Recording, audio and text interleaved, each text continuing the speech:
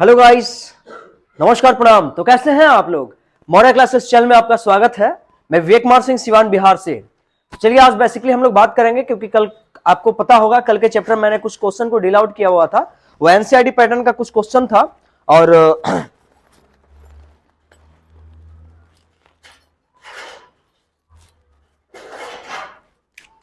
कुछ क्वेश्चनों को कल मैंने डील आउट किया हुआ था। कल कुछ क्वेश्चनों को मैंने क्लियर किया हुआ था। फिलहाल आज कुछ क्वेश्चनों को मैं डील आउट करूंगा। एनीवे, आज का जो क्लासेस होगा एक्सरसाइज नंबर 8.1। एक्सरसाइज नंबर 8.1 जो लोग भी लाइव सेशन से जुड़े हुए हैं, मतलब जो वीडियो को पूरा देखते होंगे वो कल तक के क्लासेस को देखे होंगे, और उसके बाद का आज का क्लासेस में line by line totally question को डील आउट करने वाला हूं।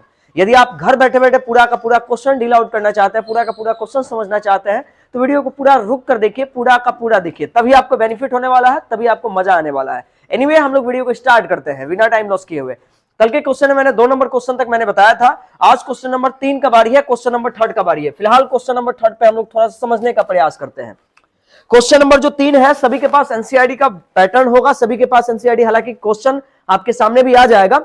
क्वेश्चन में दिया हुआ है यदि sine a is equal to 3/4, यानी आपको दिया हुआ है if sine a is equal to 3/4, 3/4, तो क्वेश्चन में आपको वैल्यू निकालना है cos a और tan a का वैल्यू निकालना है, यानी we have to find the valuation of cos a and tan a। सबसे पहली चीज है कि जो लोग भी इस वीडियो को पूरा का पूरा देखते होंगे, समझने का प्रयास करते होंगे, फिलहाल इस क्वेश्चन पे थोड़ा सा दिमाग रखिएगा, क्योंकि आपका दिल और दिमाग इधर उधर जाता है तो क्वेश्चन आपको समझने में इरिटेट होगा, आप क्वेश्चन को नहीं समझ पाइएगा। फिलहाल क्वेश्चन लाइन बाय लाइन में आपको समझाने का प्रयास करता हूं और क्वेश्चन को बेहतर बनाने का प्रयास करता हूं। फिलहाल समझिए, क्वेश्चन में ऑलरेडी दिया हुआ है sine a is equal to 3/4, यानी साइन का फॉर्मूला होता है p/h। आपको पता होगा, मैंने पहले भी फॉर्मूला पढ़ाया था, पागल बन जो पगली, क्योंकि हम है भिखारी या बिहारी, दोनों बात सेम होता है। फिलहाल हम लोग यहां क्लियर करेंगे, ये समझते हैं थोड़ा सा। ये a है, ये b होता है और ये c है। जब इसको थीटा मानेंगे तो थीटा के सामने वाला ये लंब होता है, यानी लंब, यानी 3 हो जाएगा। h का वैल्यू दिया हुआ है 4, यानी 4 और p 3 वैल्यू दिया हुआ, हमको निकालना है b का वैल्यू। b का फॉर्मूला होता है h² माइनस p²। h का वैल्यू यहां दिया हुआ है 4 का स्क्वायर, p का भी वैल्यू दिया हुआ है 3 का स्क्वायर।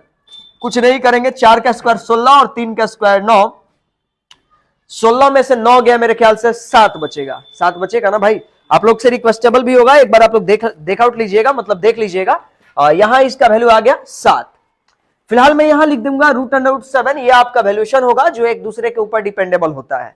फिलहाल क्वेश्चन में कह रहा है cos a का वैल्यू निकालना है, तो इसीलिए हम लोग लिखेंगे cos a is equal to, cos का फॉर्मूला होता है b/h। आपको जेन्युइन पता है cos का फॉर्मूला, जब भी cos का फॉर्मूला a इसको मानेंगे तो थीटा के सामने वाला लंब होता है, यानी ये वाला p होता है, ये वाला b होता है। हमको लिखना है b का वैल्यू, यानी यहां आंसर हो जाएगा √7 और बट्टा h का वैल्यू यही, यानी √7/4 हो जाएगा हम लोग का cos a का वैल्यू। जाहिर सी बात है कि कुछ करना नहीं है, सिंपलेस्ट फॉर्म का है, हम लोग इसको डील आउट कर पाएंगे और समझने का प्रयास करेंगे। फिलहाल ये वीडियो अगर आप अच्छा लगता है तो आप लोग अपने दोस्तों के साथ शेयर कीजिए, कि आपके जो भी दोस्त बचे हुए हैं इस कॉन्सेप्ट को नहीं समझ पाते हैं, वो इस कॉन्सेप्ट को समझकर बनाने का प्रयास करें। फिलहाल बहुत अच्छा लगता है कि आप लोग मेरे साथ वीडियो को देखने का प्रयास करते हैं। ये cos a का वैल्यू था। अगला हम लोग को वैल्यू निकालना है tan a का। कुछ नहीं करना है भाई, tan के लिए tan और a का फॉर्मूला आपको ऑलरेडी पता है, tan का फॉर्मूला होता है p/b, p/b। करना कुछ नहीं है, करने मतलब सिंपलेस्ट फॉर्म का हम लोग कुछ वैल्यू निकालेंगे। tan जब भी इसको थीटा मानेंगे तो थीटा के सामने वाला लंब होता है, यानी इसका वैल्यू हो जाएगा 3 और b का वैल्यू ऑलरेडी यहां पे दिया हुआ है √7, तो यानी हम लोग का जो आंसर होगा √7/4 होगा और 3/√7 होगा। जैसे कि ये क्वेश्चन आपके सामने दिया हुआ है, ये क्वेश्चन ज्यादा हार्ड भी नहीं है। अगर आपको डाउट लगता है तो आप फिर भी एक बार कमेंट सेक्शन में आप लोग लिख के पूछ सकते हैं कि सर ये क्वेश्चन कैसे डील आउट होता है। फिलहाल मैं क्वेश्चन को बनाने का पूर्णतः प्रयास करूंगा। फिलहाल आज के बाद इंटरकुलेशन में भी, मतलब +2 के भी बहुत सारे क्वेश्चन आने वाले हैं। बहुत बारी बारी से हम लोग एनसीईआरटी पैटर्न को सॉल्व करेंगे, बीटीसी पैटर्न को सॉल्व करेंगे, यहां तक कि आरडी शर्मा, आरएस अग्रवाल को भी हम लोग पढ़ा, मतलब सॉल्व करने का प्रयास करेंगे। फिलहाल आप लोग देख पाइए, ये कॉन्सेप्ट में कोई डाउट नहीं है। ये क्वेश्चन नंबर 3 था। यदि आपको डाउट होता है कमेंट सेक्शन में आप लिख सकते हैं कि सर यहां डाउट हो रही है। एनीवे, हम लोग थोड़ा सा आगे और बात करते हैं। आगे में और भी बहुत सारे मर्जिंग दिए हुए हैं, मतलब बहुत सारे फंडामेंटल दिए हुए हैं, उस फंडामेंटल को थोड़ा सा हम लोग समझने का प्रयास करते हैं। फिलहाल मैंने मार्कर थोड़ा सा नया यूज किया हुआ था। क्योंकि ये मार्कर आपको जेन्युइन पता है कि आज मैं लाइव सेक्शन, कल भी मैंने वीडियो अपलोडेड किया हुआ था।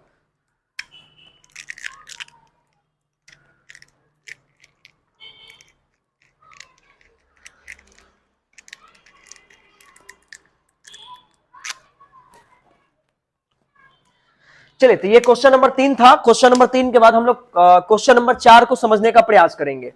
फिलहाल 4 नंबर क्वेश्चन क्या कहता है और क्वेश्चन कैसे हम लोग बनाएंगे, फिलहाल उसको भी समझेंगे और समझने का भी प्रयास करेंगे। 4 नंबर क्वेश्चन क्या कह रहा है।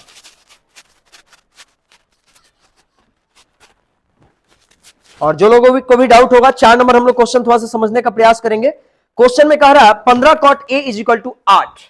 क्वेश्चन नंबर 4 यहां दिया हुआ है, क्वेश्चन में ऑलरेडी है 15 cot a is equal to 8।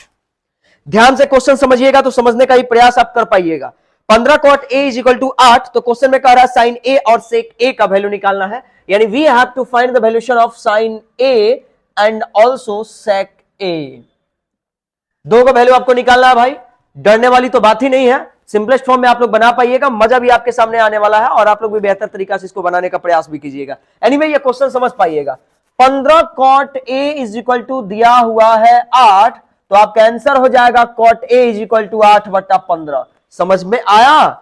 8 के लिए 8 और ये गुना में है, चला जाएगा भाग में, यानी cot a is equal to 8/15। Genuine आप लोगों को पता है कि कॉट जो होता है tan का उल्टा होता है, tan का फॉर्मूला होता है P/B, तो इसका हो जाता है B/P।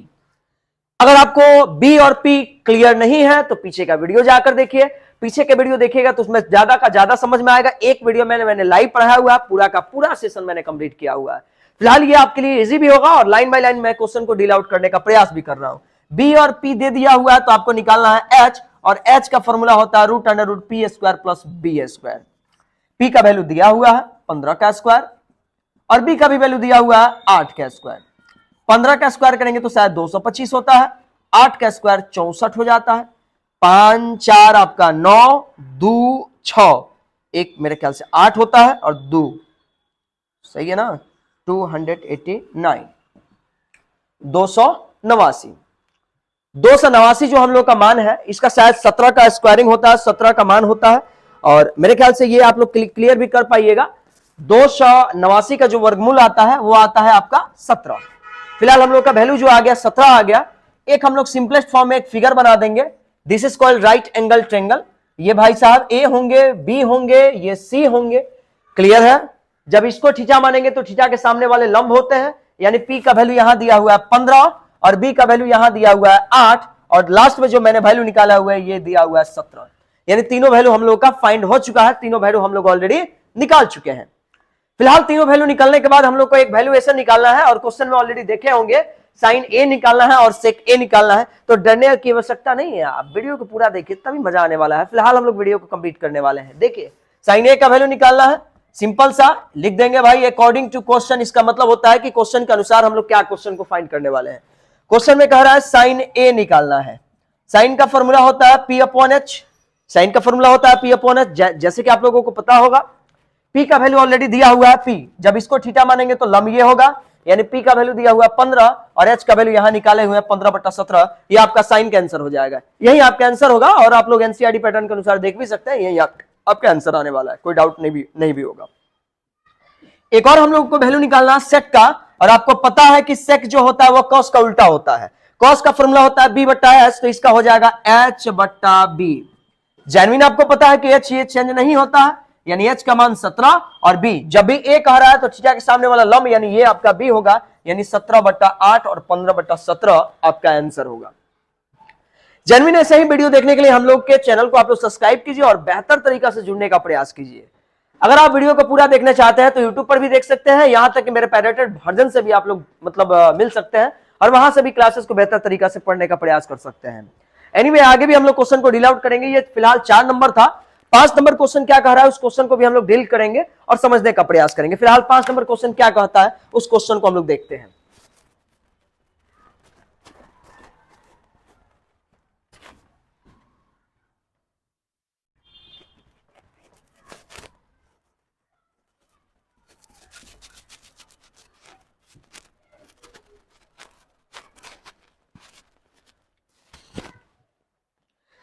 चलिए 5 नंबर देखिए क्वेश्चन में ऑलरेडी क्या दिया हुआ है और क्वेश्चन में जो कह रहा है उस क्वेश्चन के हिसाब से हम लोग सॉल्व करेंगे। क्वेश्चन में कह रहा है यदि sec theta is equal to 13/12, question में 5 नंबर में दिया हुआ है sec theta is equal to 13/12।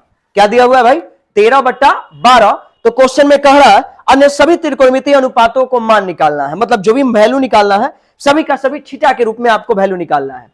Sec theta जो होता है वह कॉस का उल्टा होता है। कॉस का फॉर्मूला होता है b/h और इसका उल्टा सेक थीटा का हो जाता है h/b, यानी यहां हम लोग लिख देंगे h/b। जाहिर सी बात है कि मेरे ख्याल से आपको डाउट नहीं होगा। अगर डाउट होता है तो पीछे के वीडियो आप लोग जाके देखिए, वहां ट्रिग्नोमेट्री का फर्स्ट पोर्शन मैंने बनाया हुआ है, उस वीडियो को आप लोग पूरा देखिएगा तो टोटली आपको समझ में आ जाएगा कि मैंने फॉर्मूला कौन कौन सा लिखा हुआ है। फिलहाल ये फॉर्मूला इजी है और आप लोग के लिए भी बेनिफिट होने वाला है और आप लोग इसको समझ पाइएगा, बेहतर तरीका से समझने का प्रयास भी कर पाइएगा। h और b दिया हुआ है तो आपको निकालना है p और p का फॉर्मूला होता है h² - b²। h का वैल्यू दिया हुआ है 13 का स्क्वायर, b का भी वैल्यू दिया हुआ है 12 का स्क्वायर।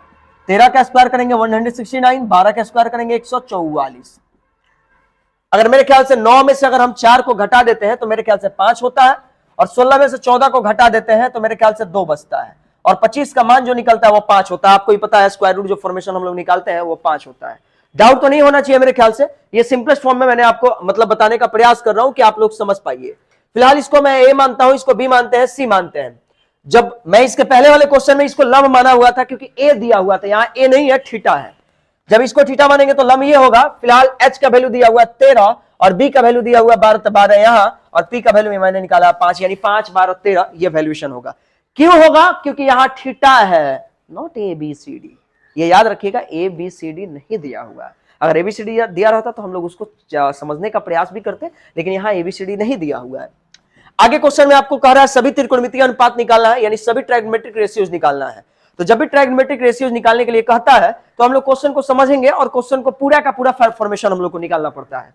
सबसे पहला चीज हम लोग को निकालना है साइन थीटा। साइन का फॉर्मूला होता है p/h। p का वैल्यू यहां दिया हुआ है 5 है और h का वैल्यू वहां दिया हुआ है 13, यानी 5/13 आपका आंसर हो जाएगा। साइन का उल्टा यानी कोसेक थीटा होता है, साइन का रेसिप्रोकल उल्टा कोसेक थीटा, यानी इसका आंसर होगा 13/5। ये आपका सेकंड वैल्यू होता है। एक और वैल्यू कॉस। कॉस का फॉर्मूला होता है b/h। b/h तो b का यहां वैल्यू दिया हुआ है 12 और h का वैल्यू वहां दिया हुआ है 13। कॉस का उल्टा होता है सेक थीटा और जैसे कि इसको पलट दीजिए h बटा क्या हो जाए b होता है, h का वैल्यू 13 और बटा b का वैल्यू 12, 13/12। एक और हम लोग को वैल्यू निकालना है tan थीटा। tan का फॉर्मूला होता है p/b। p का वैल्यू यहां दिया हुआ है 5 और b का वैल्यू दिया हुआ है यहां पे 12। tan का उल्टा आपका रेसिप्रोकल होता है cot थीटा और ये 5/12 है तो ये आंसर हो जाएगा 12/5 और ये आपका आंसर हो जाएगा। फिलहाल ऐसे ही वीडियो हम लोग लगातार आपको समझाने का प्रयास करेंगे और लाइन बाय लाइन आपको क्लियर करने का प्रयास करेंगे।